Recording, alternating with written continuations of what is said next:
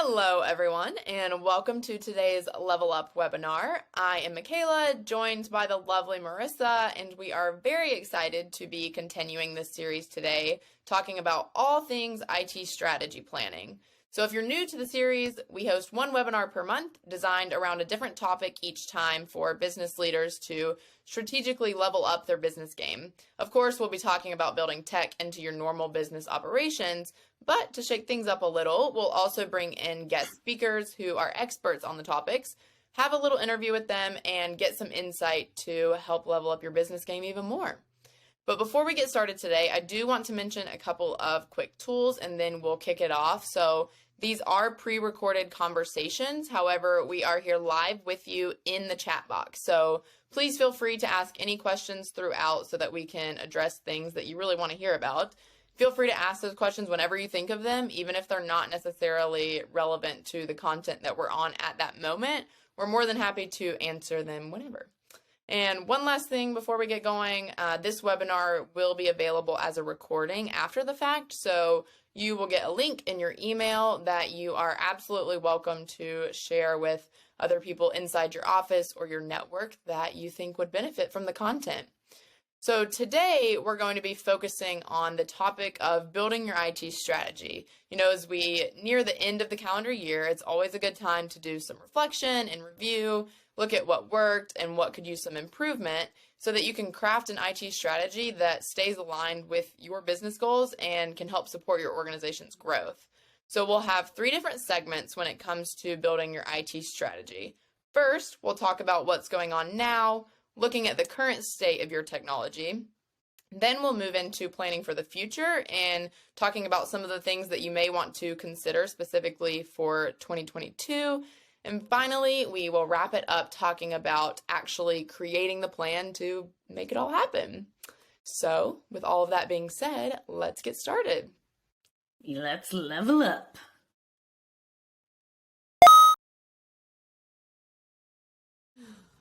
All right, so we have Jim joining us today to chat all things IT strategy planning. So we'll mainly be focusing on leveraging technology to create a custom and effective IT strategy that will ultimately help your organization reach its long-term goals. But before we start to break down the IT planning process, Jim, if you'd like to introduce yourself and give a little insight into what you do here at WorkSmart. Sure. Thanks, Michaela. My name is Jim Rappel, and I'm the Senior Business Advisor for WorkSmart. I'm also a member of the leadership team. I've been doing this quite a while, IT-related work for almost 30 years, and now I get to do what I really love, which is work with small and mid-sized business owners or C-level execs and help them figure out what's going on technology-wise in their organization and how we can help make things better. It's really that simple. Which is why we brought you. We certainly appreciate you joining us today and sharing your knowledge. So, you know, when you're creating any sort of plan, the first step is usually taking a little step back and kind of doing some reflection on the then and the now. You should be looking at where you currently are and where you want to be in the future so that you have that solid foundation to start planning your strategy from. So, Jim, when you're talking with businesses about creating a plan that works for them and their organization specifically, where do you usually like to start the conversation to kind of kick off that planning process? So it is exactly what you said. It's where are you today? And that's not an easy question to answer because systems and people and process are all spread out. It used to be you had a server sitting in a closet in your office and it was easy to know where your data was and you had people in the office. And that's not the world today. Okay. Some of that still exists, but most of our clients, most of the people I talk to are in a hybrid environment. Their data is distributed throughout the cloud. They still have some in-house data. They have data on their employee systems. They may not even be aware that that's the case. They have people in an office, people in another town, people working out of a Starbucks. They have vendors in the mix that they're not even aware are actually providing services till they go back and look at their bills. So it's really getting a good accounting of all those different pieces to help them determine what they really have in place and what they're really spending on their technology. You know, you say spending, and it's shameless plug on my part, but as a managed service provider, we actually, the predictable monthly fees that we set our folks up for, like in terms of IT support, helps make this budgeting process easier. And so it would not be natural for me not to say that IT support is one of those expenses that people need to account for, right? That's obviously a big part of the strategy, is maintaining and getting that support. What are some of the other major things that businesses should consider when they're assessing the current state of IT? One of them is who in the organization is responsible for their technology. Okay, because typically folks have just kind of slipped into roles where they're providing some type of support for the organization because the current provider didn't have the knowledge to do it, or nobody ever talked to anybody about it, and they just started doing something and they became the go-to person for it. And it's figuring out those things and helping the business owner or the exec realize you've hired somebody to do one specific job, but they're doing 2 or 3 different jobs. And in that case, they're probably not doing any of them very well. And we can offload the technology piece of that and do it really well and do it cheaper. We can help them then have that person focus on what you really hired them to do and let our experts handle those things security-wise, strategy-wise, and support-wise that we're trained to do. Well, that's you're just saying all the right things. The piece about meaningful recommendations, having someone who's, helping to support your systems, but also being able to take a step back and inventory what's happening and also understand your business and help leaders make critical IT decisions, maybe without that expertise in hand. And so like some of the things that we do around IT planning, even though a lot of what we do is the support, we're helping clients take stock of their IT infrastructure and reviewing it with them regularly so we can continue that stable cadence.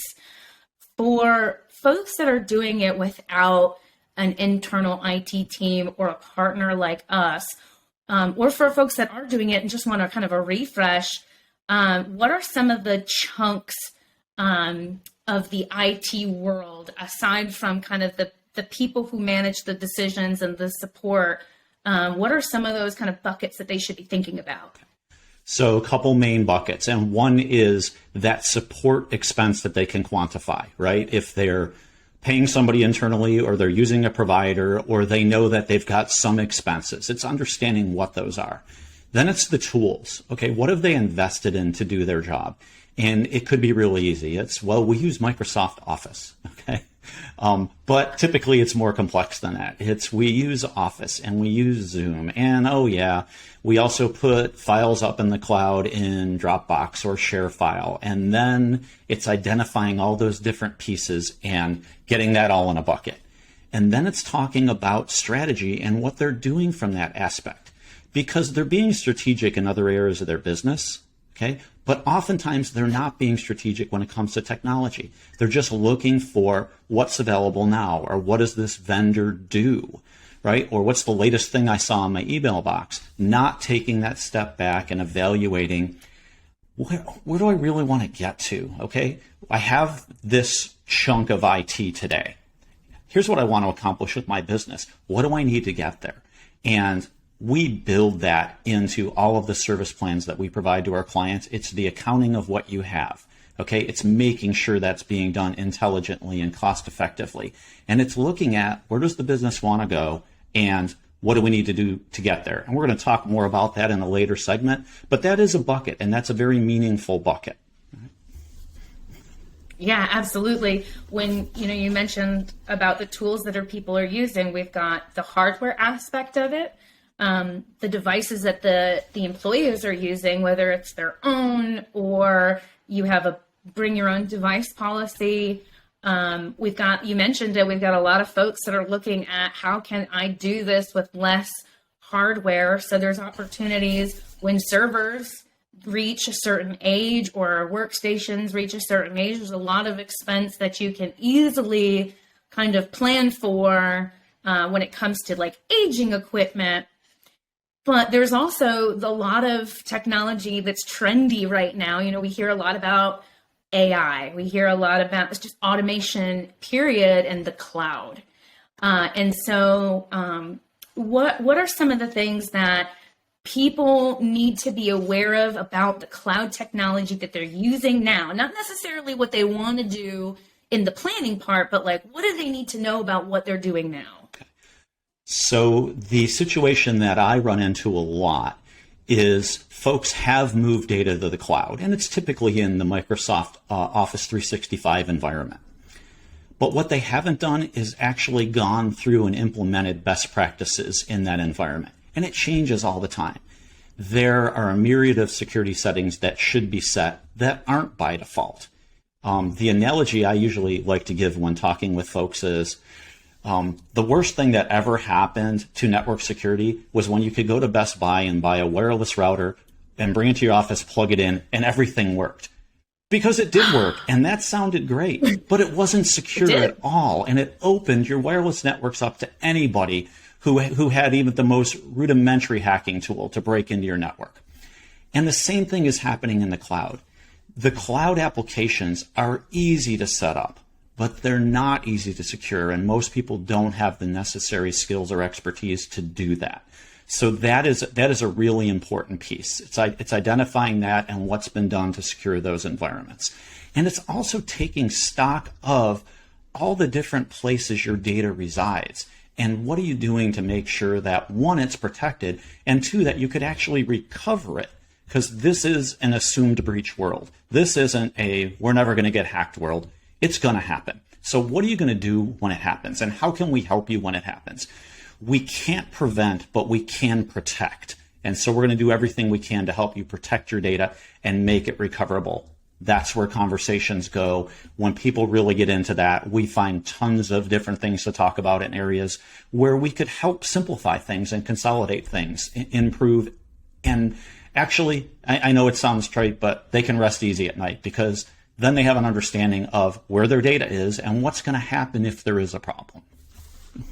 Absolutely. Having that preparation is really going to help them in, like you said, in the assumed world of having these cyber risks. And when you were saying it, I kind of laughed in my head because I got a group text message from like my in-laws yesterday, and it was, be careful if anyone sends you an email with a link to go shopping this weekend. Make sure you type in the email or the web domain into your browser instead of clicking. And I'm like, oh, this warms my heart. Everyone's taking heed. It's then what's happening now is such an important part in launching your IT strategy, and it's something we thought was a really good topic for end of year because it's a time when a lot of businesses are wrapping up the year calendar and planning their budget, and a lot of the conversations start with what can we do to be better at X, Y, or Z, and bringing it back to that, what is going on now? What do you have now? And evaluating those so that we can talk about, and we'll talk about this very shortly, about gap analysis and project prioritization. I think this is a lot of really good information that we can build on very soon. Yes. And like Marissa said, now that we've kind of talked about the current state of things and where we are today, stay tuned to the next segment as we focus on looking towards the future and kind of starting to build that IT strategy to help you reach those longer term goals. But if you'd like any more information on some of the things that we've talked about so far, feel free to check out these couple blogs here on the screen to get some more insight.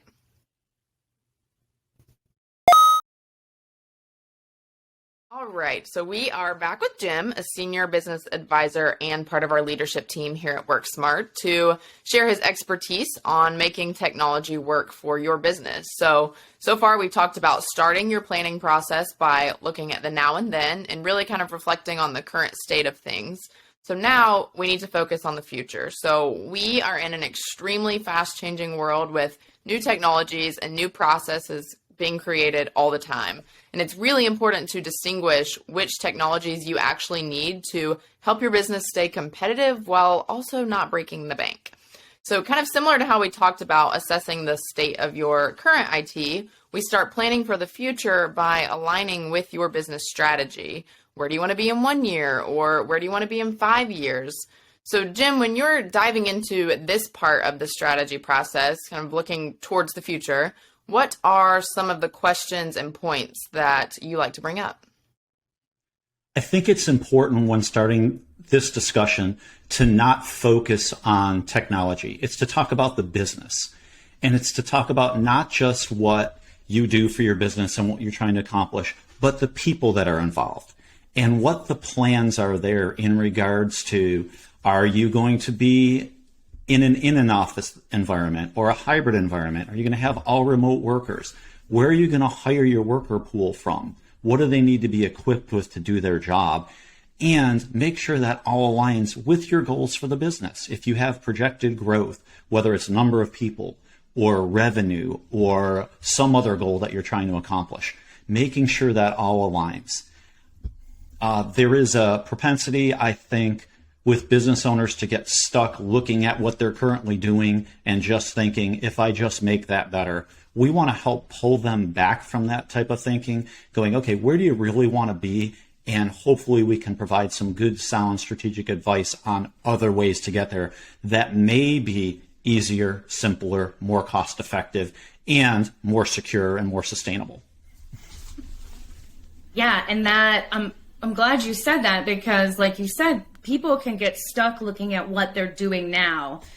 In terms of technology and IT planning, they want to stick to looking and evaluating what can I do better with technology, which is great, and why we talked about it in the first section, to actually evaluate what you're doing.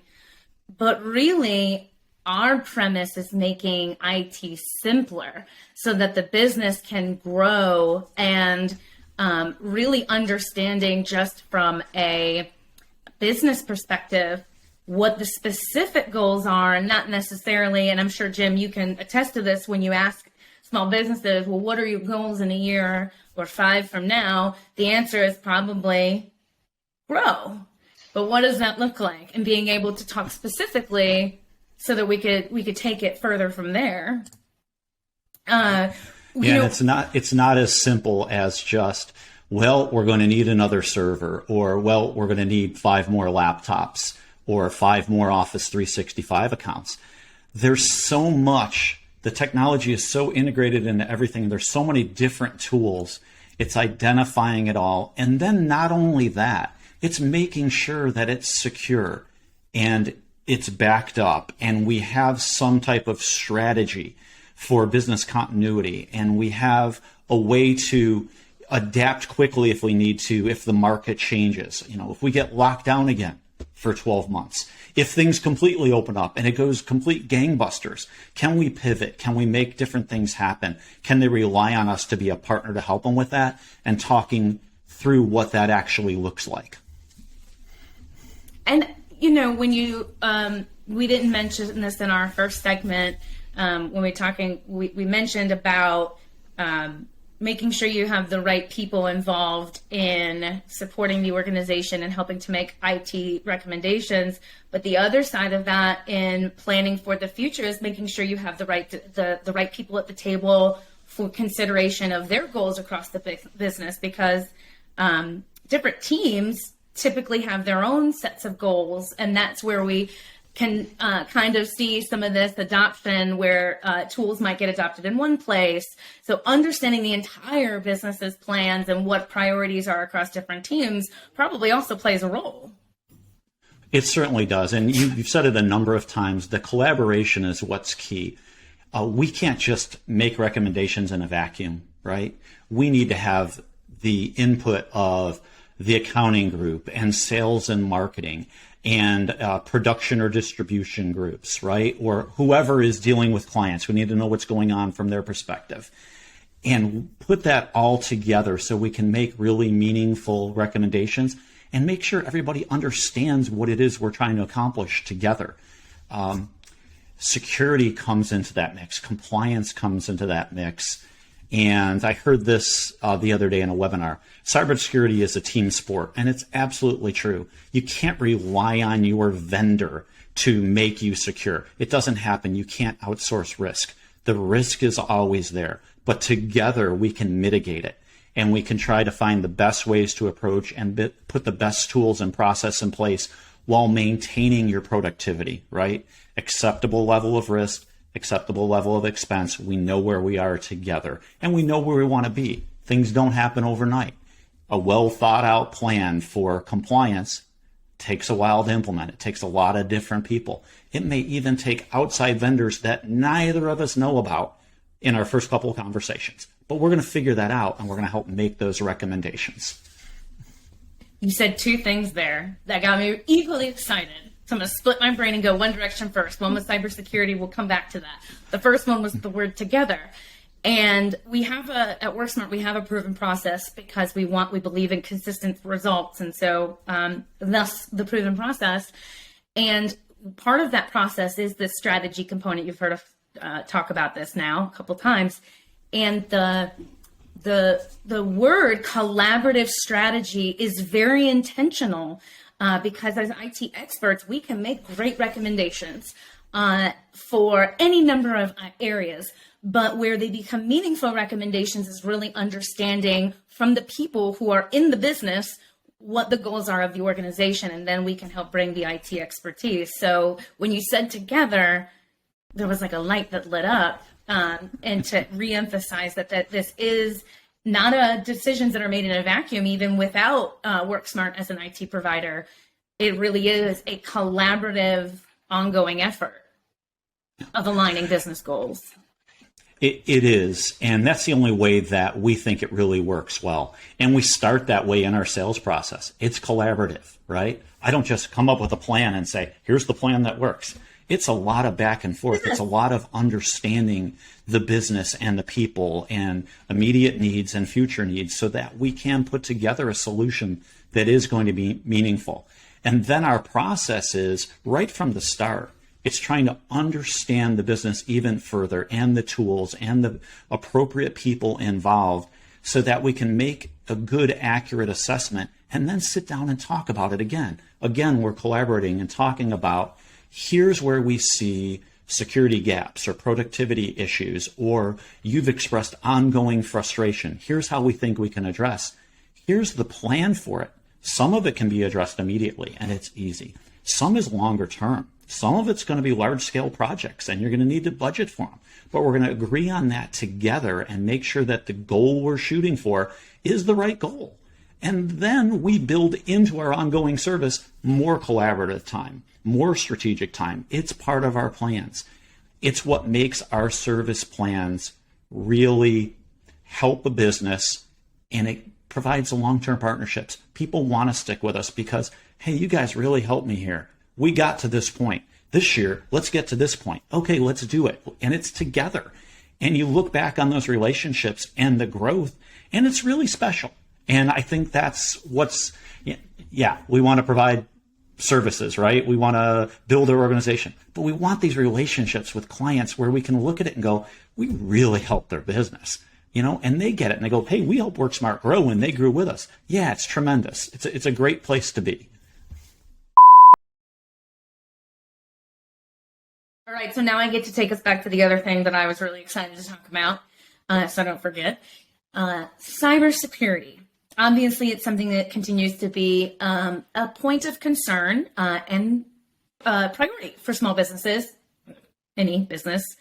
The FBI actually reported a 300% increase in cyber crime since the beginning of the pandemic. So this is not an issue that's going to go away. And of those, nearly a third of the breaches in 2020 were small business. So it's not like a large corporation issue. It's widespread.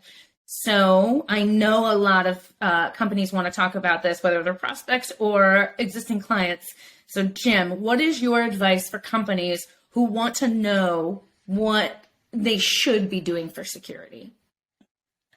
Yeah, that sounds like an easy question, but it's not at all, because the answer is we don't really know until we talk with you and learn about your business and any compliance needs you might have. Sure, there's some simple things that we do, right?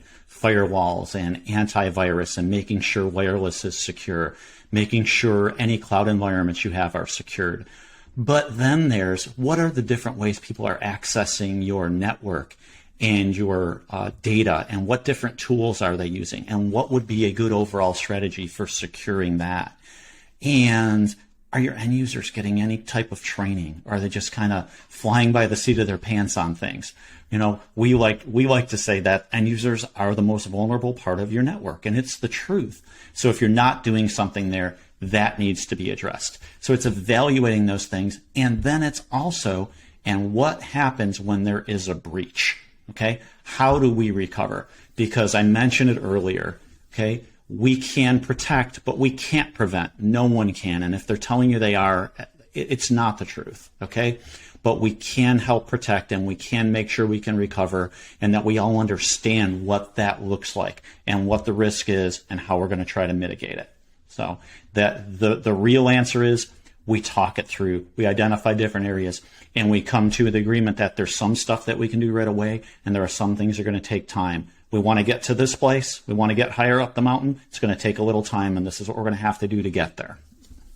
And it's not always, the answer isn't always more technology, right? It's right technology, and the right technology comes from the business. Whether your specific risks, whether they're industry related, you know, if you're a doctor's office, your risks are going to be different than somebody who, let's say, works in a marketing agency.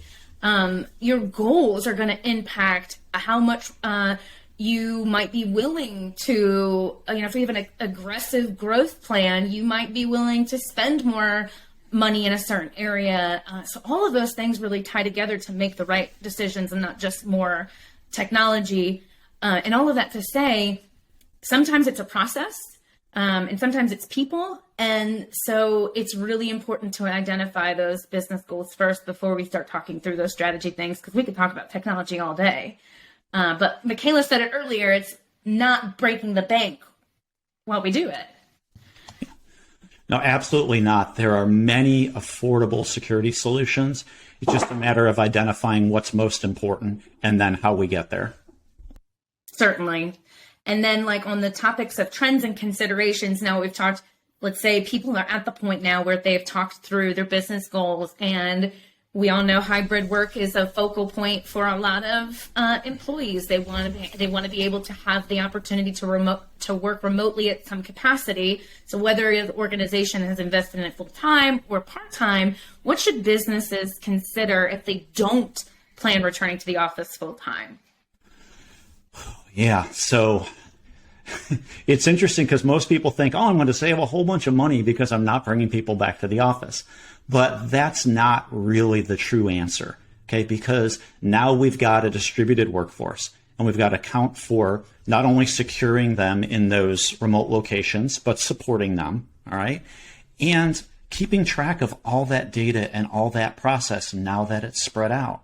So it's not easy. It is complex. There are some standard tools, and we always go back to this. We want to simplify. We want to help look at all your different tools, all the different places you have data, all the different equipment you have, all the different people and their level, their technical level, using those tools, and come up with the right fit solution. Sure, there's standard stuff that we use, but everybody has their unique business needs, and we want to talk that through to make sure we're addressing those.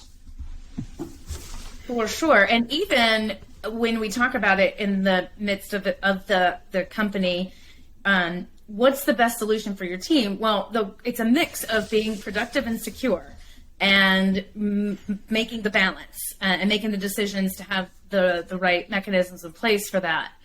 On that note of enabling hybrid work, cloud adoption. We talked about this a little in the first segment because it is such a hot topic. It is rising. There's a lot of functionality that comes, increased productivity, better employee experience.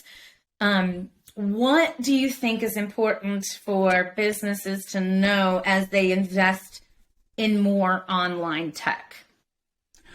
So the old school thinking on cloud was, well, performance is going to suffer. Okay. I'm used to having my data on site on my server, and now I'm going to pay a monthly subscription, and I don't like that idea. But the newer thinking and the way things have evolved is, wow, performance is really pretty good, right? And there's steps we can take to ensure that, right? And that subscription's not such a bad idea because I get so much more with that subscription. I get the latest, greatest tools and I get support, and it's an ever expanding tool set. And that server that sits in the closet back at the office, it ages. Okay. And yeah, we can do updates to it, but it's never really growing. The cloud services and applications are growing and expanding. And what I think is really interesting and a great conversation piece with most business owners is you're using these 3 different tools. Do you know that this one tool that you're using does all those things? But it didn't when you started using it, and you didn't explore it because that's not what your business is. You're trying to, continue on serving your clients and growing your business. And this tool has expanded to do all these different things that could really help you. We're there to help you look at that and say, would that make more sense? Would you like to stop spending money in these 2 other places and instead, use this tool you've already got? We'll help you use it. We'll help make it better. We'll help make it easier. We'll help your end users understand it and why it's important. Understanding, we actually, as part of our marketing strategy, create 2 types of content. We create content that helps strategically plan and also help end users use technology better, because it's so important. The more we invest in technology, the more we need for our teams to know the capability and be able to use the capability, but also to do so securely. So it always comes back to keeping your team productive and secure. And also, as you mentioned, optimizing cost. The cloud technology has made the integrated app such a trend right now. And it really, for small businesses, is so critical because it does allow them to continue taking advantage of more without necessarily having to expand the infrastructure behind it. And so do you get a lot of people asking about moving to the cloud because they think it's going to be like an overall reduction in total cost of ownership? Yeah. So certainly not as much as I used to, and most people are already in the cloud in some way, shape, or form. But there is that misconception that it is going to be less expensive. And the truth is you're just transferring your cost, or you're doing it insecurely, or you're doing it in a way that's not really productive. You're really transferring costs, spending money in different areas to make sure that your people are productive and secure.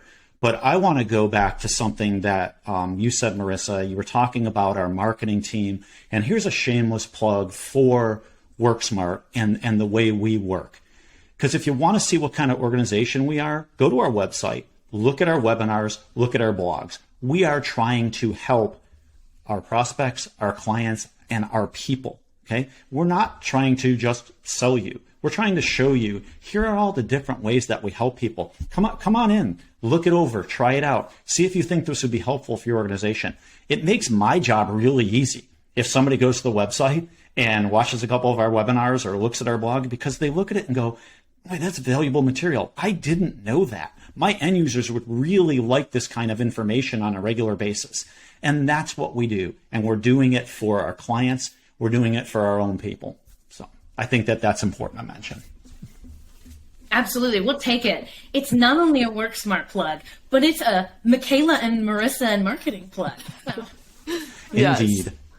We love educating people. And going off of that, Jim, if anyone watching would like more information on specifically how we approach the strategy planning process, 2 of the blogs that Jim highlighted on our website are actually geared towards our proven process, so you can check those 2 blogs out.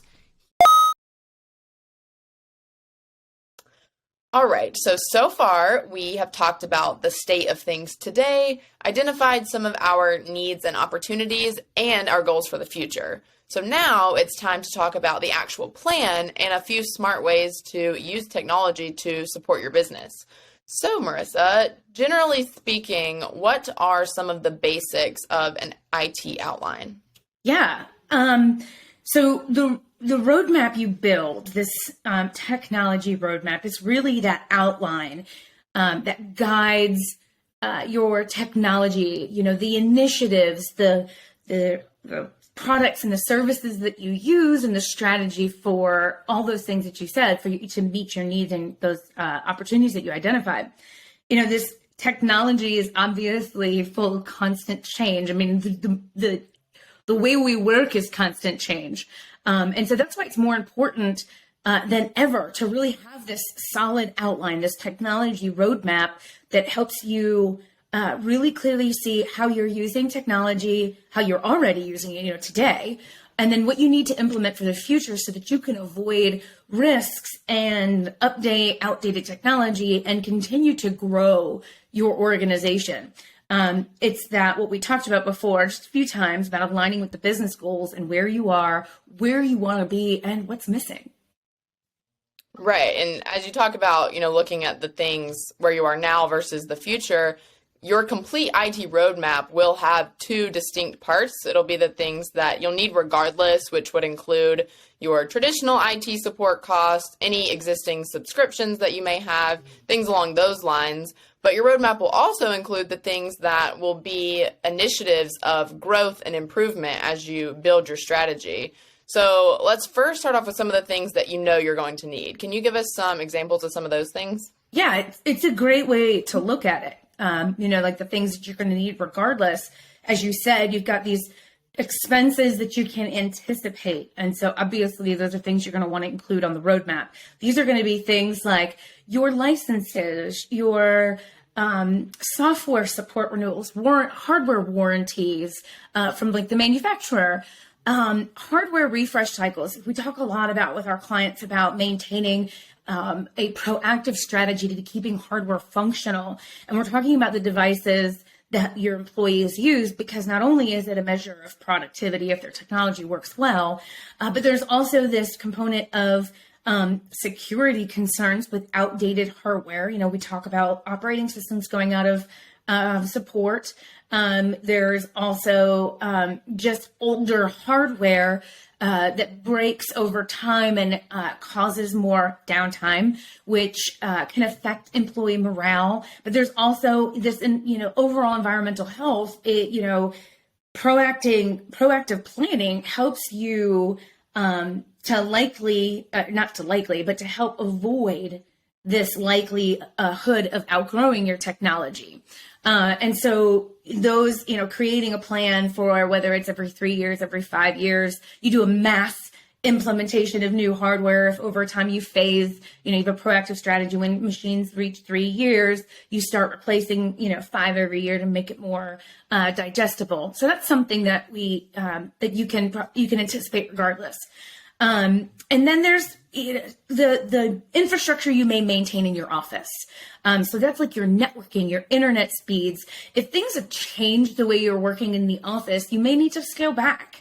Or you may need to think a little bit, if you're going with a more fluid office type, an open office situation where people primarily work out of the office, they don't have dedicated workspaces in the office.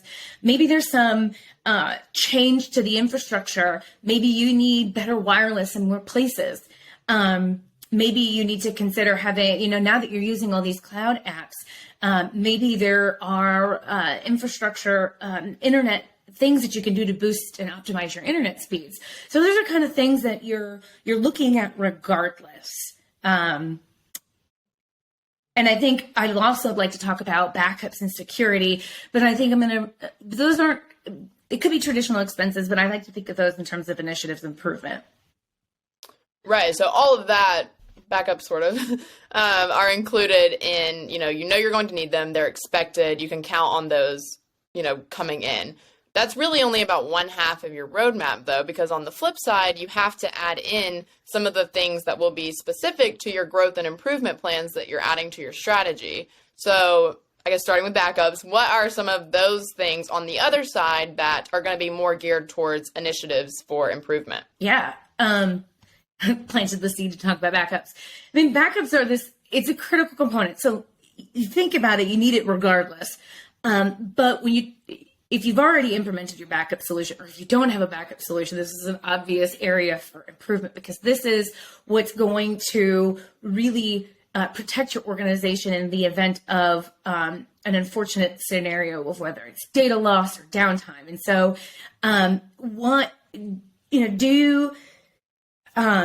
do you have an idea of how long you can withstand an outage? Do you know where your critical services are, or your critical components of your data? These are all things that you need to hone in on, so that in the event, and we're in, and Jim mentioned this in our second segment, but we're in this very probable scenario with cybersecurity. It's no longer an if, but it's a when situation for a cybersecurity attack. So making sure you have the backup systems in place to be resilient is really important aspect of your roadmap.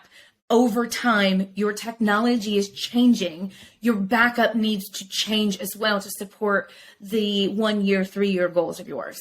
On the flip side of that, or as I should say, as a partner in crime, no pun intended, cybersecurity, or preparing yourself to protecting and no longer preventing, working to prevent, but also protecting because it's going to happen.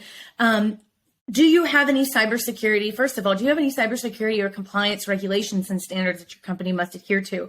Those are things like HIPAA, mass data privacy, GDPR. Those are the things, if you have to comply by them, that's going to be a major part of your roadmap, making sure that if there are gaps that you plan for those in a timely manner. But just being aware of what data you have, just like your backups, what data is critical, but also what data do you handle on a day-to-day basis? If it's sensitive information to the company, or if it's sensitive information to individuals, then making sure that you have plans in place to protect that information. And also thinking through if that information were accessed by an unauthorized party. Do you have a plan for being able to identify if that happens? And what your response plan is going to be. Identifying your major risks. Those change year to year. It's very specific to your industry and your compliance regulations. So making sure that you're fully looking through all of those things. We talked about where you were in the first segment, or where you are today in the first segment, where you want to be in the second segment. If any of those priorities are security, and they probably should be in today's day and age, being prepared is super, super critical. If you take a step back from those pretty, the backups and the security and the thinking about protection and recovery, we also have this productivity and creativity section of the growth initiatives. And that's like new software. Think about all the cloud apps that are being deployed. There's a lot of specialized software as a service apps.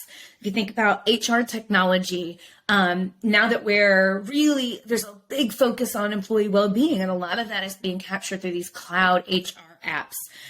We've also got marketing software like HubSpot that people are deploying so that they can have a better online presence and track their digital transformation.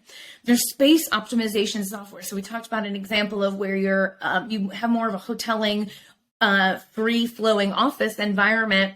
Maybe now you need software to help register or reserve desks or office space, conference rooms. There are a lot of technology that you can apply to help do the things that you're doing, but better. And so those are going to be obvious improvements when you start identifying those objectives for your business, really. Yeah. So accounting for those growth initiatives and the things you're going to need to support your business improvement with your plan, and combining it with the things you're going to need regardless, complete your IT roadmap. And obviously, in a perfect world, it'd be great if we had the budget to do absolutely everything we wanted to do with, the snap of our fingers. But in the small business world, that isn't usually the reality. So what's next? Budgets are a thing. So once you've organized your thoughts on where things are and where the business is headed, you've looked and you've done a gap analysis where now your organized plans need to meet what you have, your resources, whether it's the time, the money, the people. And this is that stage of project prioritization, doing the cost analysis with your return on investment. And I like to think of these things. And if you have a list of everything that you need to do and you want to do, taking a look at those things and understanding how large the impact is. How does it affect the organization? How far does it move the needle in terms of the goals that your organization has? It's also about the people, who's involved, how long will it take? Do you have the bandwidth internally? Do you have the right partners? Are you leveraging existing technologies? A lot of times people are looking to they look to add software. A lot of times, in this day and age, I'm going to say it again, in the modern workplace, a lot of this is about integration. If you're using Microsoft 365, have you leveraged the pieces with the Microsoft 365 before moving on to new and better? And then also just what delivers the most value. Also taking into consideration, you plan for the unexpected. And if you have a plan to deal with those, you could control costs. So support. If you work with a managed service provider and you have this predictable support cost that helps you really control your costs, you're ahead of the game. If not, considering what your environment looks like, you might want to create kind of an emergency fund towards being able to absorb those costs in a way that doesn't really put your budget at the end of the year. And then I'm going to say it again, that backups are important. Having a planned strategy for recovery and response, whether it's data loss, whether it's a security incident, those things are very meaningful. Understanding your risks and preparing for worst case scenarios helps you really nail down those unexpected costs. And then, of course, it's the execution of it. We can do all the planning in the world, but without the right people executing, without making sure you're ongoing, reviewing the plan. This technology roadmap is not a one-time thing. It is an ongoing effort between the business leaders and the IT team. And we recommend reviewing it every quarter to make sure that you're on track, looking at the spending habits along the way. And here's another shameless plug. We have a great project team to help keep things on budget and on time. And so the right people can really be super meaningful in executing that roadmap that we just spent all this time talking about. Well, thank you all so much for joining us today. We hope you enjoyed the webinar and that you got a lot of good information out of it. If you have any last minute questions, feel free to send them in the chat box now and we will answer them for you. You can also contact either Marissa or myself at our emails listed here on the screen. We're always looking for suggestions and topic ideas that you want to hear about, so please feel free to send us any feedback. Be sure and stay tuned for our cheat code coming out soon as well, which you will be able to watch both on our blog and all of our social media platforms. And we'll also have registration details coming out soon for our next webinar, so stay tuned for that as well.